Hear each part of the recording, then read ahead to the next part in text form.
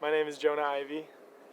I view myself as a systems thinker, social entrepreneur, a food system innovator, and a friend. Yeah. Who am I? Human first. I go by the name Frances Craik. I am Vice President of Food for Change. I'm not like a labels person, but operating in the format of ASU, I am Vice President. Hello, my name is Desmond Kumi. I'm a junior here at Arizona State University. My name is Nathan Hendrickson, and I am the treasurer of Food for Change. So Food for Change, first, is a certified student organization. We are a campus presence that works to educate and empower students in the local food system.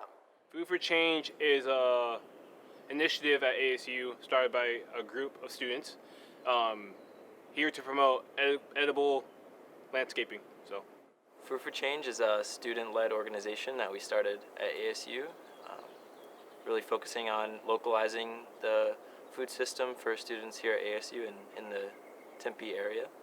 Food for Change is an organization that looks at what you value and finds a way to incorporate that into the food system. It's an organization that's growing food to change the world. Well, an edible landscape is something that you can,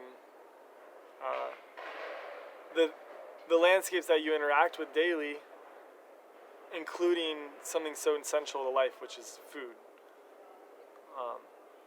And that can take a lot of forms, whether a fruit tree and a vegetable tree, or maybe it's a landscape that promotes people to eat dinner, and it just has some herbs you pop on your dinner. Food is as diverse as the cultures of this world and as inclusive as a basic necessity. It reconnects us to our communities, which seem to be so broken right now. You know, there's a rise in mental health. There's this rising issue of food insecurity. Our vision is a sustainable local food economy driven by students for the ASU community wellness. Food for Change is a way to empower students to be self-sustainable in a way that's centered around food. Everything that I do embodies what Food for Change is. An edible landscape is Earth, essentially. Earth is a giant edible landscape, but when you consider urban environments, you have to plan for edible landscaping. So you have to plan to have fruit trees and citrus trees and perennials and seasonal vegetables in the environment. So this garden here is an edible landscape. You can walk through and collect some nasturtium and collect some arugula and some sweet peas and roll it up and have yourself a nice green taco. ASU is an edible landscape because of our arboretum. We have dates and citrus and grapefruit and peaches and pecans. I think having an edible landscape shifts people's perceptions of what food is. To so many people, food is something that you go to the store and buy, something that's already prepared for you. Most people are disconnected to the experience of actually growing food themselves. So being involved or experiencing an edible landscape reconnects people to the experience of growing food, the experience of nature's cycles, essentially life and death. Food for Change, to me personally, and I think that everybody involved would also agree with this, is that it's a way to feel like you can make a positive impact.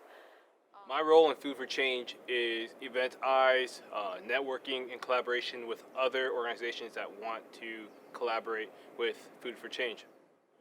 To me, edible landscaping is a place where you're able to retrieve sustenance and nutrients and pretty much just your food that you harvested via fruits and vegetables and all sorts of plants that have all different traits and attributes that can help your lifestyle. It's a healthy lifestyle.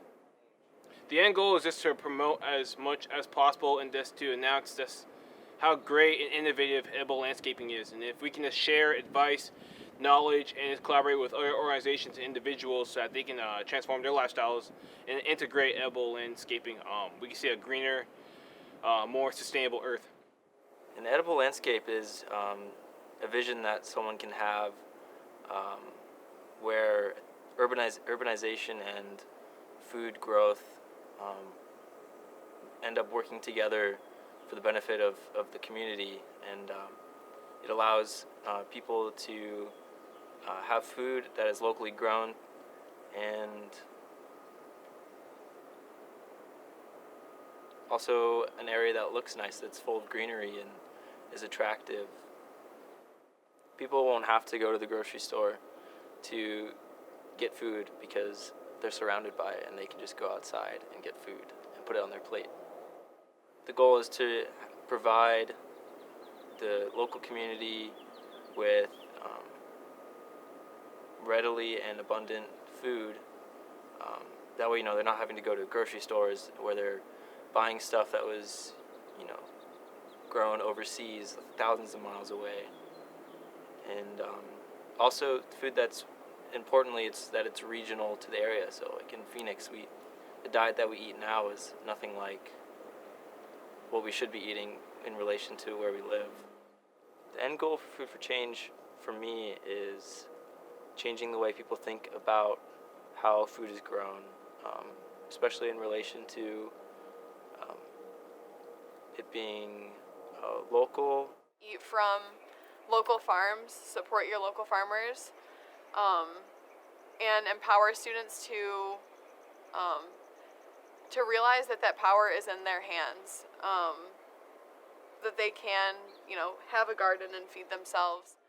Food for Change, just as a student organization, has the goal of making each individual each student in this community take ownership over the food system and actually benefit from it, whether that be the health of nutritious food, the money from selling the food, the skills, learning how to grow it, learning how to cook it, learning how to interact with it and eat it with other people,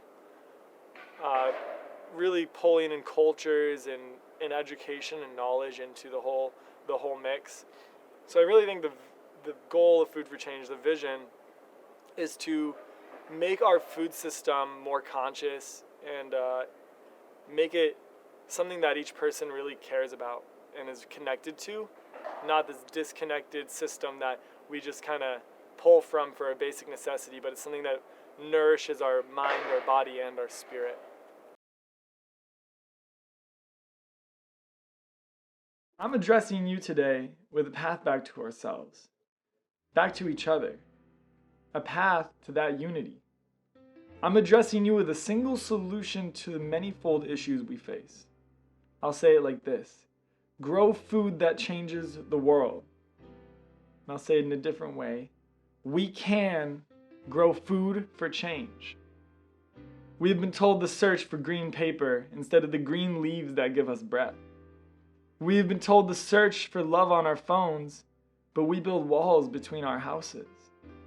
And in this search, we're forced to move so fast that we misunderstand the problems that threaten our daily lives. And so fast that we pass by the solutions in front of our eyes. I say search for flowers. I say build gardens, not walls. I say slow down and see how beautiful and blessed it is to be alive, and take a breath. I say open your eyes and see that the solution lies in the eyes you behold. The solution lies in our ability to nurture our communities. Food for Change, our student and faculty organization here at ASU, chooses to say no to doubt. We believe that by using food as our vehicle, we can come together, and together, we can solve the issues of our generation. We can solve climate change, and we can make sure that every child, student, parent, and elderly go to bed on a full stomach, at least in our communities. And that is where it starts, right? We, Food for Change, say food has this power because it is as inclusive as a basic necessity. We say it because food is the largest contributor to climate change and habitat destruction, and food is also the largest contributor to cultural expression. We say it because food is the deepest defect in our health system, yet food is also that thing which nourishes our life. Because food is the closest we connect to nature every day, yet most of us don't know where our food comes from. Food has always been central to the changes of human activity. Food will always be central to change. And food is becoming central to the changes happening here at ASU. Did you know that we have 2 residential hall gardens and more on the way? That we have an herb garden and a community garden in the social science building? That we have research gardens on the roofs of the life science buildings in Design North?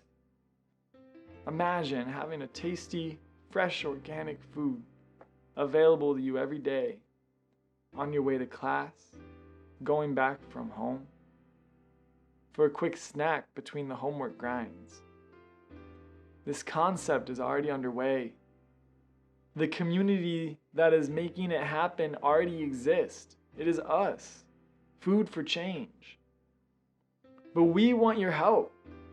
You can join this movement, and at a low commitment. Even if it is just signing a petition that you believe in this change. Would you like to help us plan and execute campus-wide community harvest? Or what about establish a farmer's market?